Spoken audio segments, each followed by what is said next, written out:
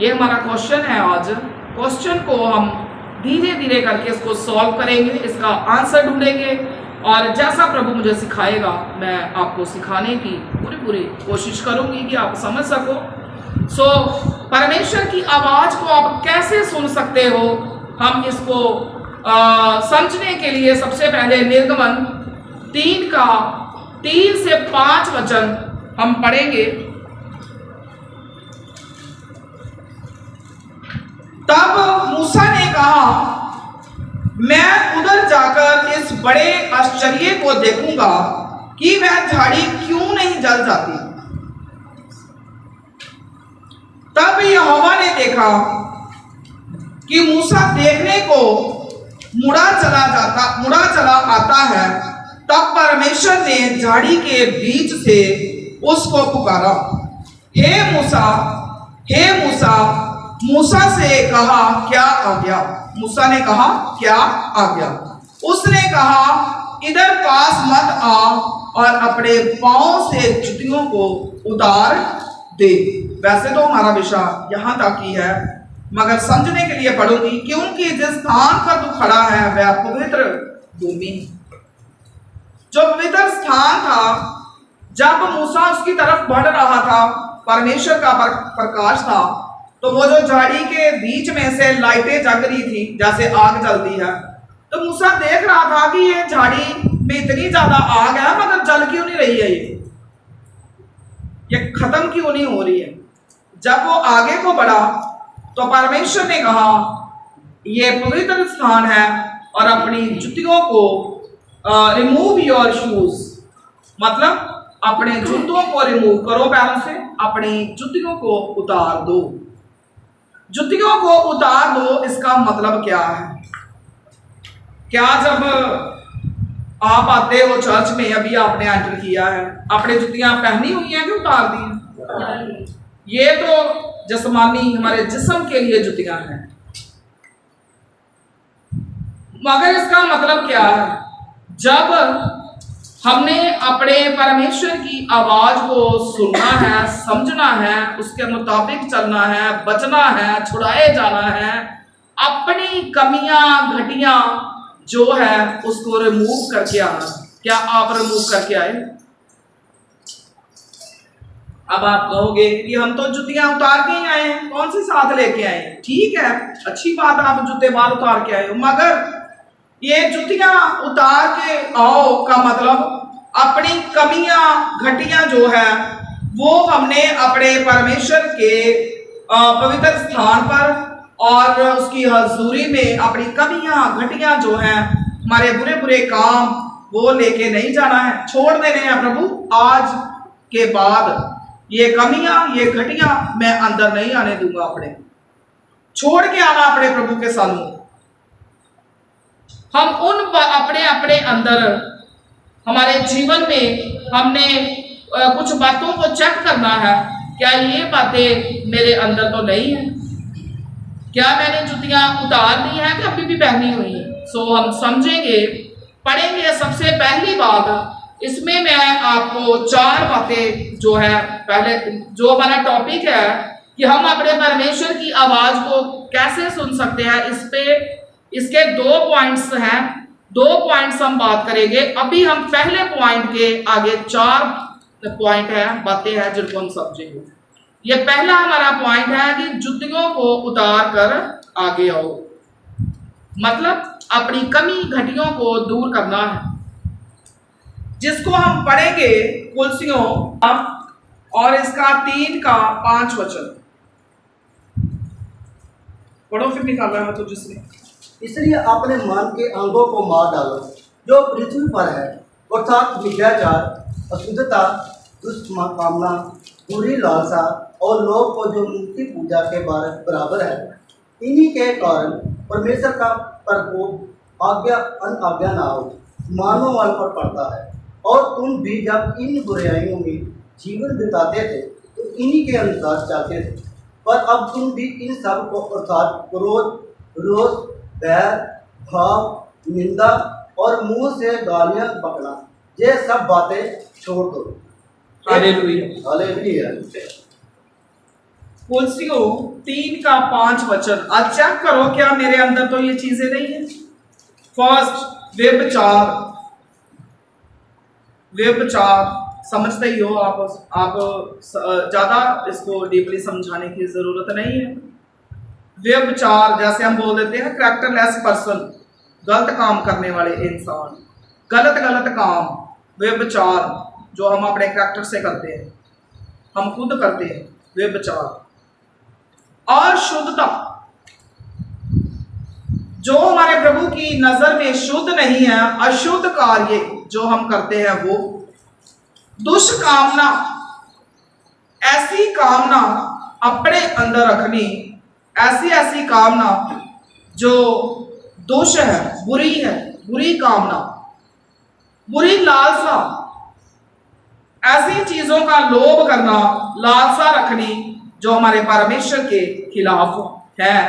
इन चीजों को अपने जीवन से निकाल दो, मार डालो। मार डालो क्यों लिखा है? क्योंकि जिसको मार डाला जाता है वो खत्म हो जाता है। अब ये तो लिखा नहीं बेहोश कर दो, बेहोश कर देगा तो फिर से होश आ जाएगी। मार डालो, खत्म, बिल्कुल, ऑल ओवर फिनिश। जैसे मैंने पहले भी बताया है, मिटा दो। जब मिटा देते हैं तो कभी दिखता नहीं है, विजिबल नहीं रहता। मार डालो, निकालना भी है, और सेकंड मार डालो, मार देना है, जड़ से खत्म कर देना है। मतलब व्यभिचार, अशुद्धता, दुष्कामना, लालसा, लोभ, इन चीजों को मार देना है, खत्म कर देना है अपने अंदर से। अगर आप कहते हो कि जैसे मूसा को खुदा ने बोला पवित्र स्थान है, जुतियों को उतार दे, मतलब अपनी कमी घटियों को निकालना है। क्या अपने आप को चेक करो, हमारे अंदर व्यभिचार, अशुद्धता, दुष्कामना, लालसा, लोभ, ये चीजें तो नहीं है? हाँ, अगर है तो आज इन सारी चीजों को अपने अंदर से पहले निकालना है। सेकेंडली निकाल कर फिर हमने इसको मार देना है, मार देना है। जो चीज मर जाती है दोबारा आती है। कोई पर्सन मर गया, उसका कफन दफन हो गया, क्या वो दोबारा आता है? तो आपके अंदर भी जब आपने इन चीजों को निकाल देना है, मार देना है, तो दोबारा जीवित नहीं होनी चाहिए वो चीजें। व्यभिचार, दुष्कामना, लालसा, लोभ, अशुद्धता, आज इन चीजों को मार देना है और दोबारा अपने अंदर कभी भी जीवित नहीं होने देना है। फर्स्ट पॉइंट, जुतियां उतार दो, इसका फर्स्ट मैंने आगे पॉइंट आपको बताया है। सेकंड को अब हम समझेंगे। कुलसियों 3:8 वचन, इन सब को अर्थात क्रोध, रोष, भय, भाव, निंदा और मुंह से गालियां बकने, ये सब बातें छोड़ दो। एक दूसरे से झूठ मत बोलो, क्योंकि तुमने पुराने मनुष्य को उसके कामों समेत उतार डाला है और ये नए मनुष्य को पहन लिया है, जो अपने सुधनहार के सही रूप के अनुसार आज्ञा ज्ञान प्राप्त करने के लिए नया बनता जाता है। इसमें ना तो यूनानी रहा, ना यहूदी, ना खतना, ना खतरनाही, ना जंगली, ना स्कूती, ना दास और ना स्वतंत्र, केवल मसीह सब कुछ और सब में है। Hallelujah, hallelujah. कुलसियां 3:8 वचन हमने पढ़ा है। अब आप परमेश्वर की आवाज को कैसे सुन सकते हैं? जिस बंदे के अंदर व्यभिचार, अशुद्धता, दुष्कामना, लालसा, लोभ होगा, क्या वो इंसान परमेश्वर की आवाज को सुन सकता है? बोलो। अब जिसके अंदर लोभ होगा वो परमेश्वर की हजूरी में आएगा संडे को, कि जहां जाएगा दिहाड़ी लगाने काम पे। हाँ, तो मतलब जिसके अंदर ये चीजें होगी वो परमेश्वर की आवाज को नहीं सुन सकता। सेकंड हमने वर्स पढ़ी है कुलसियां 3:8 वचन, जिसके अंदर क्रोध, रोष, वैर भाव, निंदा, मुंह से गालियां निकालना, जिसके अंदर ये बातें होगी, इन सब बातों को छोड़ना है, मार देना है, निकाल देना है, अपने स्वभाव को बदलना है, नहीं तो हम परमेश्वर की बातों को नहीं सुन सकते हैं। कितनी सारी बातें होगी हैं, व्यभिचार, अशुद्धता, दुष्कामना, लालसा, लोभ, क्रोध, रोष, वैर भाव, निंदा, मुंह से गालियां देना। मगर हमारे विश्वासी भाई बहन गाली दे के कोई जाए कहां? कोई अगर गलती से मुंह से एक गाली निकल जाए तो आप क्या करते हो? 5-7 गालियां निकालते हो आगे से, कई तो उससे भी ज्यादा निकाल देते हैं, है ना? मगर अगर आप अपने परमेश्वर की आवाज को सुनना चाहते हो तो अपने अंदर से ये जो चीजें हैं इनको मिटा देना, खत्म कर देना, मार डालना है, तब आप सुन सकते हैं। आगे अगर 9 वचन में आप पढ़ोगे तो उसमें लिखा झूठ मत बोलो। 3:9 में पढ़ोगे तो झूठ मत बोलो, झूठ नहीं बोलना चाहिए। क्या बनना है? ईमानदार और वफादार हमने बनना है, ना झूठी बातों को सुनना है, ना झूठी बातें करनी है और सच्चाई पर चलना है। अब आप कहो मुंह से थोड़ी करते हैं, सुनते ही आप, कोई सुना रहा था तो क्या करते? सुननी पड़ती है ना? सुनो, कलाम बताओ उसको, थोड़ा थोड़ा समझाओ कि बहन भाई ये बुरी बात है, ना कर, ना करनी ना सुननी, दोनों ही गुनाहगार हैं। ये चीजें भी आपने मार देनी है, पहले निकालनी है, फिर खत्म कर देना, उसको मार देना है। मतलब ये चीजें दोबारा आपके अंदर नहीं आनी चाहिए अगर आप परमेश्वर की आवाज को सुनना चाहते हो तो। चौथी बात, 1 कुरिन्थियों 5:11 जब आप पढ़ोगे तो उसमें लिखा, पौलुस कुरिन्थियों की कलीसिया को चिट्ठी लिखते समय कहता है कि बुरी आत्मिक संगति को छोड़ो। किसी ने कहा, मेरा कहना यह है कि यदि कोई भाई कहलाकर व्यभिचारी, जहां लोभी, जहां मूर्ति पूजक, जहां गाली देने वाला, जहां पियक्कड़, जहां अंधेर करने वाला हो तो उसकी संगति मत करना, वरना ऐसे मनुष्य के साथ खाना भी नहीं खाना है। क्या आप खाते? जिस इंसान के अंदर ये चीजें हो, घर जाके अच्छे से पढ़ना, लिख लो 1 कुरिन्थियों 5:11। जिस इंसान के अंदर ये चीजें हो, जैसे व्यभिचारी हो, कोई लोभी है, लालची है, मतलब मूर्ति पूजक है, गालियां देने वाला है, जहां पियक्कड़ है, जहां अंधेर करने वाला है, जहां उसकी क्या करना है? संगति नहीं करनी, उससे दूर रहना है, इवन यहां तक कि उसके साथ खाना भी नहीं खाना है। ऐसे लोगों के साथ संगति नहीं करनी। क्या आप करते हो?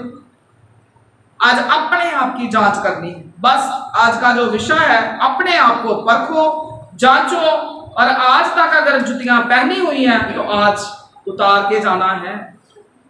इट मीन्स अपनी कमियों को, घटियों को रिमूव करके जाना है, निकालना है और मार देना है, मार के जाना है, खत्म करके हमने जाना है।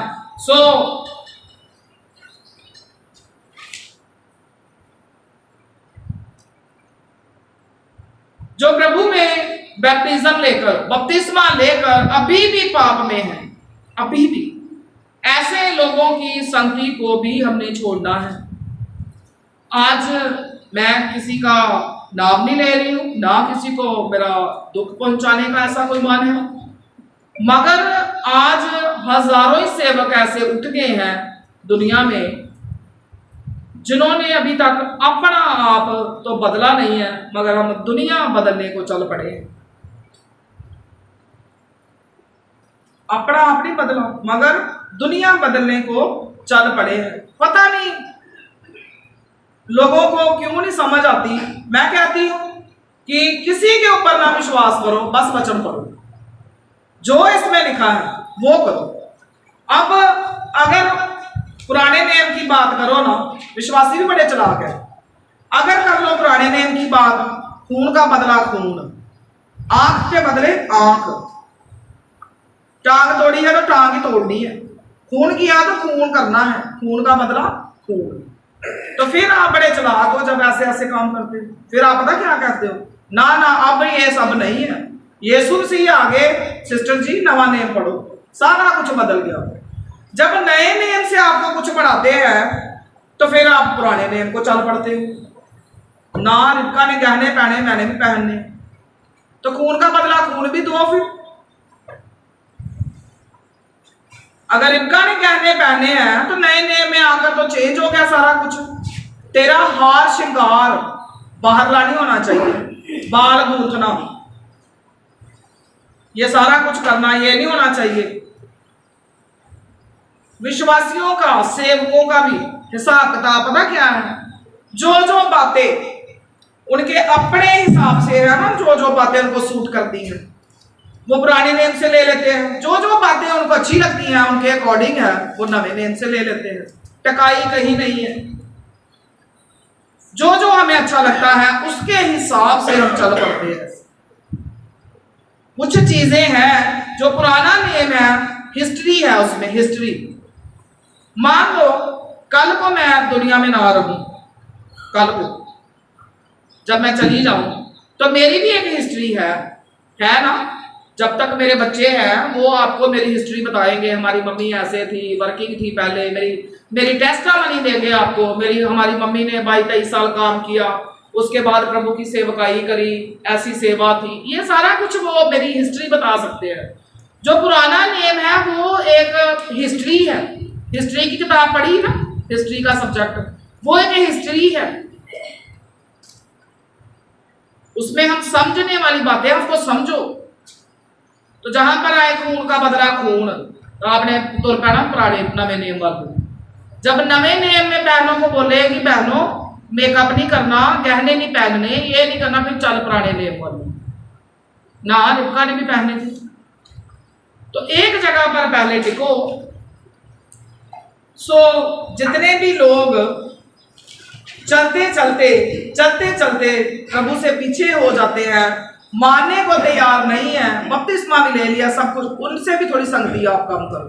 देखो विश्वासी कैसे हैं, सेवक कैसे हैं। सेवक आप सलोन से तैयार हुए बिना आपके सामने आपका सामना ना करे और विश्वासियों को बोले कि आप ऐसे बनो, क्या ये है सही आपके हिसाब से? जो रंग रूप मेरे खुदा ने मुझे दिया है, मैं बहुत खुश हूँ कि आज मैं अपने प्रभु के सही रंग रूप में अपनी जिंदगी जो है बसर कर रही हूँ, मुझे कोई अफसोस नहीं, मैं बहुत सुंदर हूँ। सो अपने पाँव से जुतियां उतारनी है, कमियों घटियों को उतारना है। घर जाकर आपने कुलसियों 3 का 5, 8, 9 वचन आपने पढ़ना है अच्छे से। जो जो चीजें इसमें है उसको रिमूव कर देना है। और पहला कुरिन्थियां 5 का 11 भी पढ़ना है कि पौलुस ने कुरिन्थिया की कलीसिया को क्या क्या बताया चिट्ठी लिखते समय, वो भी आपने सारे शब्द पढ़ने हैं अच्छे से। और फिर हमेशा के लिए इन बातों को अंदर से निकाल देना है, निकाल कर फिर इनको मार देना। सेकंड पॉइंट पर आएंगे जिसको हम पढ़ेंगे, इज़केल, हिंदी में ज़हेज़केल है शायद, इसका 2 अध्याय उसका 1 वचन। दूसरा जो हमारा पॉइंट है इसको समझो, अपने पैरों पर परमेश्वर के लिए खड़ा होना, मतलब खड़े रहना है, कायम रहना, स्थिर रहना, स्टेबल रहना। किस किस को मेरी बात समझ आ गई? बाकियों को नहीं आई? चलो फिर समझो। हमारा फर्स्ट पॉइंट था अपने पैरों से जूतियों को उतार दो। उसके आगे मैंने आपको समझाने के लिए 4 वर्सेस मैंने रीड करी इन द बाइबल। सेकंड हमारा पॉइंट है अपने पैरों पर परमेश्वर के आगे खड़े रहना है, स्थिर रहना है, स्टेबल रहना है, कायम रहना है। क्या आप आज तक अब कमियां निकाल दी हैं, सारी विश्वासी बन गए हो? क्या आज तक कायम हो? अच्छे टाइम पे आओ और समझो कि हमें डिसिप्लिन में रहना है और वक्त के हिसाब से चलना है। दूसरा हमारा पॉइंट है अपने पैरों पर खड़े रहना है, परमेश्वर के आगे कायम रहना है। अगर किसी ने निकाल लिया है तो आप पढ़ सकते हो। उसने मुझसे कहा, हे मनुष्य की संतान, अपने पाँव के बल खड़ा हो और मैं तुझसे बातें करूंगा। हालेलुया। परमेश्वर ने क्या कहा? हे मनुष्य की संतान, मनुष्य की संतान। हम लोग जितने भी उस टाइम लोग थे उनको बोला जा रहा है, हे मनुष्य की संतान क्या कर? अपने पांव पर खड़ा रह, फिर तू परमेश्वर की आवाज को सुन पाएगा। अपने पैरों पर खड़ा रह। क्या आप अपने पैरों पर खड़े रहते हैं? खड़े रहते हो? कायम रहते हो? स्थिर रहते हो? यहां पर वादा करके जाते हो तो अगले संडे पूरा नहीं करते। यहां से निकले तो वादा रह जाता मेन दरवाजे के अंदर, आप बाहर। वादा अंदर, आप बाहर। अब सारा कुछ अंदर से निकाल दिया, फिर मार भी दिया। अब दूसरा काम क्या करना? परमेश्वर की आवाज को सुनने के लिए खड़े रहना, कायम रहना है, हिलना नहीं है। चाहे जितने भी दुख आ जाए, परेशानियां आ जाए, कष्ट आ जाए। ये पहला प्रचार था। वैसे प्रचार है ही ये, बाकी हमारे जीने के सिद्धांत हैं सारे। मन फिराओ, बपतिस्मा लो, उधार पाओ। प्रभु यीशु मसीह ने एक कतरा बहाया हमारे लिए खून का, समझो, उसके पीछे चलो। कल्ला खून का कतरा ही नहीं बहाया। आज तक प्रभु यीशु मसीह ना सोए ना उंगलाए, 24 आवर्स 24 घंटे हमारे लिए दुआ करते रहते हैं, जागते ही रहते हैं, पिता के आगे बेनती करते रहते हैं। क्या आपने कभी सोचा? आपको एक दिन बोला जाए ना किसी के लिए जागने के लिए, तो आप जागोगे नहीं। कभी अपने प्रभु यीशु मसीह के बारे में बैठकर सोचो और अपने दिलों को खोलो, अपने मनों पर कंट्रोल करो और अपने प्रभु को अंदर जगा दो और कायम रहो। इसके लिए मैं आपको इसकी भी 4 एग्जाम्पल्स दूंगी। मैं ध्यान से समझना है। 2 वचन आप लिख लो, मैं पढ़ूंगी नहीं। प्रकाशित वाक्य 3 का 15 घर जाके पढ़ना है आपने, और गलातिया 5 का 1 वचन भी आपने पढ़ना है। गलातिया 5 का 1 वचन मैं पढ़ देती हूँ। मसीह ने स्वतंत्रता के लिए हमें स्वतंत्र किया है, अथा इसी में स्थिर रहो और दासत्व के जुए में फिर से ना जुटो। मतलब स्थिर रहना है। अगर निकल गए हैं, कमियां कटियां छोड़ के निकल गए हैं, तो दोबारा नहीं अंदर आने देनी। कायम रहना है, स्थिर रहना है। So I give you 4 example for Abraham, Shadrach, Meshach, Abednego और दाऊद और गोलियत, देन यूसुफ। 4 पर्सन, गुड पर्सनैलिटी, जिनके बारे में मैं आज आपको उदाहरण दूंगी, जो कायम रहे, खड़े रहे, स्टेबल रहे, स्थिर रहे। पहला अब्राहम। जब अब्राहम को इसहाक की कुर्बानी देने के लिए परमेश्वर ने कहा, तो क्या वो कायम रहा, खड़ा रहा, कि जहां वो मुड़ गया, जा गिर गया, जा नहीं माना? क्या किया अब्राहम?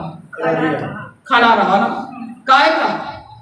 तो उसने फिर अव्वल दर्जा हासिल किया, अव्वल दर्जा। आज अब्राहम को दर्जा मिला कि वो ईमानदार नहीं, ईमानदारों का बाप कहलाता। अब्राहम को खुदा ने पीढ़ी दर पीढ़ी दर पीढ़ी बढ़ते देने का वायदा किया, रेत के कणों की तरह, आसमान के सितारों की तरह। खुदा ने कितने बड़े बड़े उसके साथ वायदे किए और पूरे भी किए। इसहाक के साथ किए, याकूब के साथ किए, प्रभु ने वादे पूरे किए। क्यों किए हैं? क्योंकि वो कायम रहा। मान लो हमारे 5-5 बच्चे हैं, तो हमें कोई बोले, जब भी प्रभु बोले एक को कर कुर्बान, रख इसकी गर्दन पे कुल्हाड़ी, तो आप बेहोशी हो जाना सुन के, गम के मारे, गम के मारे। मगर उसने परमेश्वर की मर्जी को पूरा किया, कायम रहा, खड़ा रहा, दृढ़ रहा, तो इसीलिए उसने इतनी बरकतें पाई। अगर आप चाहते हो कि हम भी अब्राहम की तरह बरकतें पाए, उसकी तरह प्रभु हमारी पीढ़ियों तक हमारे साथ वायदे करे, तो आपको बड़ी बड़ी कुर्बानी देने के लिए भी प्रभु खड़ा करता है, तो तैयार रहना है। फिर बाद में आप बोलते हो मेरे ऊपर ये कष्ट आ गया, ये परेशानी आ गई, ये हो गया, वो हो गया। क्या आप चलते हो प्रभु में, कायम रहते हो, खड़े रहते हो? प्रभु कभी भी किसी को दुखी नहीं रखना चाहता, ना ही वो चाहता किसी को बरकतें ना मिले। वो सारा कुछ उसने आपके लिए बनाया, इंसान के लिए। जब प्रभु ने 6 दिनों में सारा ही कुछ बना दिया, सब कुछ जब बना लिया था, तो जब आदम को बनाया, क्यों बनाया था बताओ? जब उसने सारा ही कुछ बना लिया तो उसको अच्छा नहीं लगा कि अब कोई चाहिए इसको यूज करने के लिए, कोई चाहिए इसकी देखभाल करने के लिए, कोई चाहिए इसको जो इसमें रह सके, जो इसका आनंद ले सके, कोई चाहिए। तब आदम को बनाया। जितना भी कुछ बना है ना, सारा कुछ आपके लिए है, सारा कुछ, फ्रूट्स, वेजिटेबल्स, पेड़ पौधे, हवा, सूरज, चांद, सितारे, हर एक चीज आपके लिए है। जब बना दिया था तो खुदावंद खुदा फिर सोच में पड़ गया कि ये किसके लिए बनाया है? इसके लिए आदम की जरूरत है। फिर जब आदम को बना दिया तो फिर भी उसको ठीक नहीं लगा। मान लो जितना कुछ बना दिया था, आदम के बिना उसका कोई वजूद नहीं था। हाँ, देखभाल करने वाला भी तो कोई चाहिए था ना। अब आदम को भी बना दिया, आदम का भी कोई वजूद नहीं था, फिर औरत को बनाया। ये सारी चीजें मिलकर ही बरकतों का कारण बनती हैं। ये दुनियादारी में हम रह रहे हैं, इसमें जीत हासिल करनी है, जीतना है। शैतान की आवाज को भी सुनते हो जब, परखना है कि ये आवाज शैतान की है कि या खुदाबंद खुदा की है। सुनो, समझो, दिमाग दिया खुदा ने, इसका यूज करो इसका, उसके मुताबिक आप अपनी जिंदगियों को बसर करो। अगर आप चाहते हो पीढ़ी दर पीढ़ी खुदा हमारे साथ वायदे करे और निभाए, तो अब्राहम की तरह स्थिर रहो, कायम रहो, अटल रहो, स्टेबल रहो, तब खुदा आपको बरकत देगा। Second example, Shadrach, Meshach, Abednego. ये 3 पर्सन जो थे, 3 लोग जो थे, इनको राजा की बात को इन्होंने नहीं माना, अपने परमेश्वर के खिलाफ नहीं चले। तो फिर क्या हुआ, क्या किया था इनके साथ बताओ? आग की भट्टी डाल। Very good, God bless you. आग की भट्टी में इनको डाल दिया। सो इन्होंने जब राजा की बात नहीं मानी, अपने परमेश्वर के खिलाफ नहीं गए, अटल रहे, स्थिर रहे, कायम रहे, इनको जलती हुई भट्टी में डाल दिया गया, फिर मर गए, है ना? मर गए? हाँ, बच गए। किसने बचाया? क्यों बचाया? क्योंकि वो कायम रहे, स्थिर रहे, स्टेबल रहे वो लोग। अब आपको कोई जल्दी भट्टी में डालेगा, तो अगर तो आप स्थिर रहोगे, चाहे कितनी बड़ी बड़ी मुश्किलें आ जाए, परेशानी, तो खुदा आपको निकालने के लिए आपके दिल के दरवाजे के ऊपर खड़ा है। मगर उसने आपके दिल को देखना है, दिल को। अब इन्होंने थोड़ी खुदा को बोला, सदरक मेशक अबदनगो ने, कि हम तेरे ऊपर विश्वास करके चले आपकी भट्टी में। दिल को जांचा परमेश्वर ने। हमारी नजरें इंसान के कद काट पर, रंग ढंग पर, इंसान कैसा है उसके ऊपर लगी रहती हैं। काला है, गोरा है, ऊंचा है, नीचा है, मोटा है, पतला है, हम बस यही देखते रहते हैं। मगर खुदा के पाक कलाम में, पुराने नियम में लिखा है कि परमेश्वर की आंखें जो है सदैव इंसान के मन पर लगी रहती हैं। आप तो बस यही देखते हो ना बार बार से बाहरी रूप, मगर खुदा ने अंदर से इनको जांचा, सदरक मेशक अबदनगो को, ये मुझ में स्थिर होकर, अब्राहम को तो उसने जांचा कि ये मुझ में स्थिर होकर, मुझ में खड़ा रहकर ये बलिदान करने के लिए चला गया है। सदरक मेशक अबदनगो के अंदर भी ये चीज खुदा ने देखी तो उनको बचा दिया। नेक्स्ट एग्जांपल है दाऊद और गोलियत। जब गोलियत को मारने के लिए दाऊद गया कि नहीं? इसको अगर आप पढ़ने के लिए चाहो तो आप लूका 1:52 वचन घर जाके पढ़ लेना। उसने बलवानों को सिंहासनों से गिरा दिया और दीनों को ऊंचा किया। बलवानों को गिरा दिया और दीनों को ऊंचा किया। जब परमेश्वर की निंदा की जा रही थी, परमेश्वर की निंदा की जा रही थी। बलवान कौन था? दाऊद के गोलियत। दुनिया में बलवान जो था कौन था? गोलियत। मगर आत्मिक तौर से जो बलवान था वो दाऊद था, है ना। अब दाऊद ने कौन सी कोई ट्रेनिंग ली थी कि बहुत बड़ा अफसर था फौज में, कि वो उसको मारने के लिए बड़ी प्रैक्टिस थी, बड़ा एक्सपीरियंस था, बड़े हथियार थे उसके पास, मगर वो अपने परमेश्वर के लिए गोलियत को मारने के लिए चला गया। किससे मारा था उसने? पत्थर से। कितने पत्थर से? एक से। छोटा सा पत्थर होता है जो मारते हैं गलेल में डालकर, हाँ गोपी में, गोपी, हाँ, तो उसमें जो लगा कर मारते हैं, छोटा सा ही होगा पत्थर, है ना। तो एक ही पत्थर से मार दिया। जब वो अपने परमेश्वर में कायम रहा, खड़ा रहा, स्थिर रहा और उसको मारने के लिए चला गया, तो परमेश्वर ने उसके दिल को जाना, जांचा, परखा और उसको जयवंत किया, उसको बलवंत किया और एक ही पत्थर से गोलियत को मारकर उसने गिरा दिया। आप भी शैतान की बड़ी बड़ी चालों को, बड़े बड़े मंसूबों को, बड़े बड़े उसके विचारों को हरा सकते हो, आप जीत सकते हो, मगर पता कब? जब आपका दिल अपने परमेश्वर के नजदीक होगा, आप अपने परमेश्वर के बीच में कायम रहोगे, खड़े रहोगे, स्थिर रहोगे, तो आपका परमेश्वर हर जगह आपको जिताएगा, हारने नहीं देगा, गिरने नहीं देगा आपको, चाहे कितना भी बलवंत कोई आपके सामने आ जाए, कोई भी आ जाए, आप कभी गिरने नहीं पाओगे। उसके लिए आपको अपने प्रभु में कायम रहना है, स्थिर रहना है। चौथी एग्जाम्पल मैं देना चाहूंगी यूसुफ की। यूसुफ के सामने पोतीफर की पत्नी आई, पोतीफर की पत्नी आई, एक औरत आई उसके सामने, मगर मैं परमेश्वर के सामने खड़ा रहा। आप समझ ही गए होंगे, सारे आप सियाड़े ही हो। एक औरत आई उसके सामने, औरत घर बनाती है, सबने सुना है, औरत सारा कुछ तहस नहस भी करा सकती है। औरत के अंदर बहुत ज्यादा ताकत है, बहुत ज्यादा, बहुत कुछ बचा सकती है। जो यकूब की बेटी थी दीना, हुआ सब, कितना कुछ तबाह हुआ क्या नहीं? एक लड़की थी, उसको हुआ, बोला करो, हुआ ना।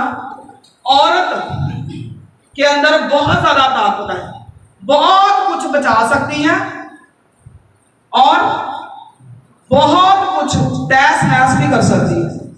यूसुफ के सामने जब एक औरत आई तो अपने परमेश्वर में खड़ा रहा, उस औरत की तरफ आकर्षित नहीं हुआ। समझ गए आप? आज दुनिया में व्यभिचार इतना बढ़ गया है, इतना बढ़ गया है, इतना बढ़ गया है कि लोग अपने परमेश्वर में खड़ा रहना, स्थिर रहना, कायम रहना भूल गए हैं।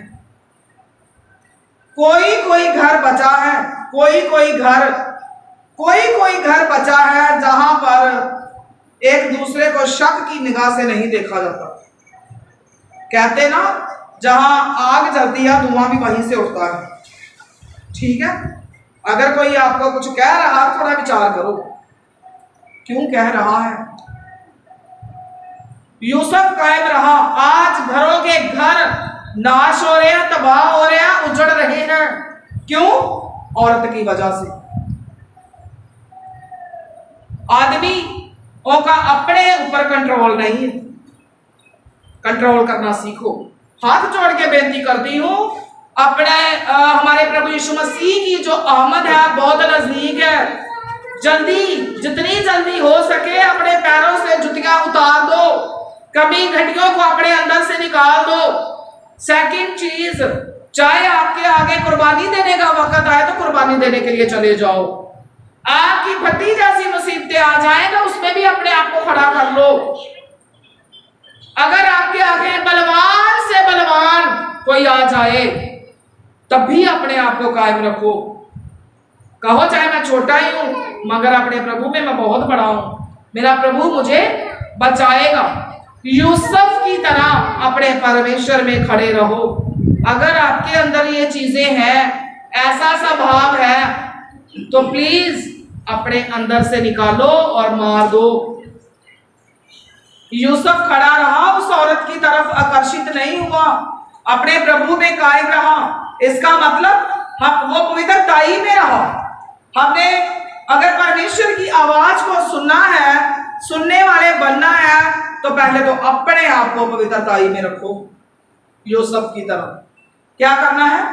पवित्रताई में अपने आप को हमने रखना है और इन सारी चीजों को हमने अपने अंदर कायम करना है।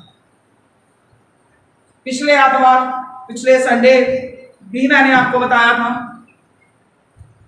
मैं एवं ही अपनी मर्जी से नहीं आपको बोला कुछ भी, ना ही मैं बोल रही हूं कि मैं बहुत भविष्यवाणियां करती हूं।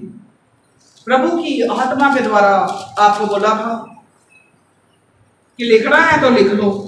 इस साल, अभी मेरी वीडियो भी मैंने डाली थी एक दिन, और इस साल घरों के घर तबाह होने वाले हैं, बड़ी बड़ी मुसीबतें इस साल आने वाली हैं। जैसे कोरोना आया था ना, आप भूल गए हो कोरोना को। उस टाइम तो बड़ा डरते थे, मेन दरवाजे को भी हाथ नहीं लगाते थे। और महंगे महंगे वो सैनिटाइजर, आपकी केयर के प्रोडक्ट हम भी लेकर आए। तो मैं उस टाइम वर्किंग थी, तो मैं तो घर से ही फोन करती थी, सामान आ जाता था, जो मर्जी मंगाई जाओ। तो मैं भी, हम लोगों ने भी बड़ा महंगा महंगा सामान मंगवाया, सारा कुछ, बड़ी हफड़ा तफड़ी पड़ गई थी सबको, है ना। सोचा था अपनी मुसीबत आएगी, तो फिर आज मेरे कहने पे ना मान लो, इस साल बड़ी बड़ी मुसीबतें, बड़ी बड़ी बीमारियां, बड़े बड़े दुख, बड़े बड़े कष्ट आने वाले हैं। बच जाओ, सबके ऊपर आ सकते हैं। बचेगा पता कौन? धर्मी। नए नियम में लिखा है, धर्मियों पर भी विपदा आ सकती है, मगर परमेश्वर उनको बचाएगा। धर्मियों पर परमेश्वर के आंख और कान लगे रहते हैं। अगर आप चाहते हो परमेश्वर की नजर हमेशा आपके ऊपर लगी रहे, कान लगे रहे, मतलब जब आपका कोई बुरा करे तो परमेश्वर की आंखें उसी टाइम आपको देख ले और आपको बचा ले, इसलिए आपने धर्मी बनना है। आप जब दुहाई दो तो आपके परमेश्वर के कान आपकी तरफ लगे हो और परमेश्वर उसी समय आपकी दुहाई को सुन ले, इसलिए आपने धर्मी बनना है। अगर इस साल आप बचना चाहते हो तो वक्त पर चर्च हो, फुल फैमिली समेत हो, जो टाइम आपको सूटेबल है अपने सेवकों के साथ शेयर करो, वो टाइम रखो, मगर चर्च जरूर हो, फुल फैमिली हो, अपने आप को ज्यादा से ज्यादा प्रभु में कायम करो। इस साल चलते चलते लोग गिर जाएंगे, बहुत लोग गिर जाएंगे। शर्म हया जिसको बोलते हैं ना, धर्म और शर्म, जैसे अब्रॉड में है, फॉरेन कंट्रीज में है, धर्म और शर्म नहीं है, ऐसे हमारा देश भी होने वाला है। यहां पर भी लोग धर्म और शर्म को कायम करने में लगे हुए हैं, खत्म करने में, कायम नहीं खत्म करने में लगे हुए हैं। तो इस साल बहुत बड़ी बड़ी मुसीबतें आएंगी जो आपको गिरा देगी, नाश करेंगी। आपको अगर कायम रहना है, स्थिर रहना है, अपने प्रभु में मजबूत होना पड़ेगा आपको। ये नहीं आप कल्ले ही आ गए हो, सारे परिवार समेत आओ, अपने परिवार को बचा लो। भजन सहायता जब आप पढ़ोगे, उसमें लिखा, दाऊद ने परमेश्वर से कहा था, हे मेरे परमेश्वर, ये मुसीबत, ये परेशानी मेरे नजदीक नजदीक आ रही है, मुझे बचा ले। आज के बाद कहना शुरू कर दो, प्रभु ये परेशानियां, ये कष्ट, ये बीमारियां मेरे नजदीक नजदीक आ रही हैं, मुझे बचा दो। मगर आप नहीं कहते हो, मेरे कहने से कहना शुरू कर दो। मगर धर्मियों पर विपदा आएगी तो बचाए जाओगे, धर्मी बन जाओ। जब आप ना, मैंने पहले भी स्टार्टिंग में बोला था कि हमारे यहाँ पर सीएमसी हॉस्पिटल है, अपोलो, फोर्टिस, दयानंद हॉस्पिटल है, डीएमसी है, बड़े बड़े हॉस्पिटल। कभी कभी महीने में एक बार जरूर फेरा मार के आया करो, ऐसे चल जाया करो घूमने फिरने, तो जरा देख के आया करो जो पेशेंट है वहां पर, जो क्रिटिकल पेशेंट है वहां पर, आपकी रूह कांप जाएगी, देख रूह। फिर वहां पर प्रभु का धन्यवाद करना, प्रभु क्या मैं इन लोगों से अच्छा हूं। लाख बार धन्यवाद करोगे आप, लाख बार। मैं गई हूं बहुत बार, जब मैं देखती हूँ ना तो मैं प्रभु का धन्यवाद करती हूँ। प्रभु तूने हमें बचा कर रखा है। अगर आप चाहते हो हम अपने प्रभु के नजदीक रहे तो जरा कमियां घटियों को देखने जरूर जाए। आप तंदुरुस्त हो, कौन कौन अपने अपने पैरों पर चल के आया? जितने भी चल के आए हो सब जिंदा गवाह है। सो मेरे कहने का मतलब है कि आपने अब्राहम, सदरक, मिशक, अब्दनगो, दाऊद और यूसुफ की तरह आपने भी कायम रहना है। जो जो आप मांगोगे खुदा आपको देगा, मगर उसके लिए हमें हर तरह की कमियों को, घटियों को निकालना है, प्रभु की रजा के अकॉर्डिंग चलना है। दैट सेकंड पॉइंट जो है कि अपने प्रभु में हमें कायम रहना है, स्थिर रहना है, स्टेबल हमें रहना है।